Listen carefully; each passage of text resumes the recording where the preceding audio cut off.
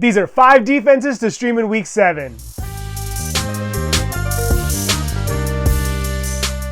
Kicking it off is the Cincinnati Bengals. Another week, another potential Deshaun Watson sack fest. Watson is now up to 31 sacks, 11 more than Caleb Williams, who's second with 20. The Browns seem resigned to the fact that even though Watson hasn't lived up to the billing, they're going to continue to trot him out there. And even with the potential return of Nick Chubb, I don't see things changing for this team anytime soon. This O-line is still in shambles. They're without Pro Bowler Wyatt Teller, and both Jack Conklin and Jedrick Wills are nursing injuries. But what I think is most important is the fact that Bill Callahan's departure can't be overstated. This unit has just not been able to find a rhythm, even with them having to play musical chairs all year. As for this week, I'm expecting Bengals defensive coordinator Lou Anarumo to employ a blitz-heavy game plan, and for much success to follow. Number 2 on the list is the Los Angeles Rams. The Rams are coming off of a bye and should be well rested going up against the Las Vegas Raiders team that boasts the worst turnover differential in the league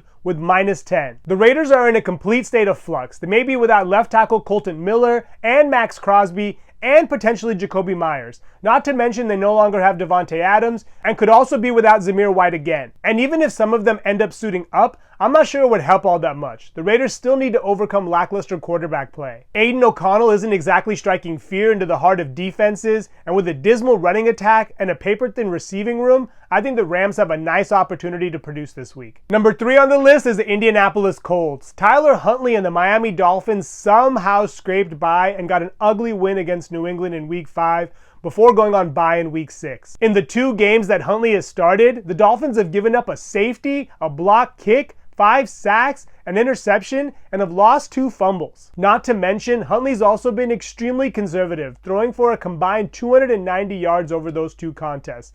And in those 2 games, the Dolphins have only averaged 13.5 points. By no means have the Colts looked like a great defense this year, but they did look better last week, and hopefully they can take advantage of a Miami offense that has just not looked the same without Tua Tagovailoa. Number 4 on the list is the Jacksonville Jaguars. I know the Jaguars have not been able to stop a nosebleed this year, but this matchup is a little too enticing to not consider rolling the dice. New England has arguably the worst offensive line in the NFL, and even though Drake May did show some promise last week, he did throw 2 interceptions and lost a fumble. Not to mention, most of his production came in garbage time when the game was well out of hand. I view Jacksonville as a high-risk option because they will likely give up points and yards, but my hope is they'll make up for it with sacks and or turnovers. Number 5 on the list is the Washington Commanders. The Commanders' offense has been so prolific, they've made their defense look underwhelming. And while they have given up some points, they've looked better in recent weeks. In the 2 games before playing Baltimore last week, they racked up 11 sacks and had 2 fumble recoveries,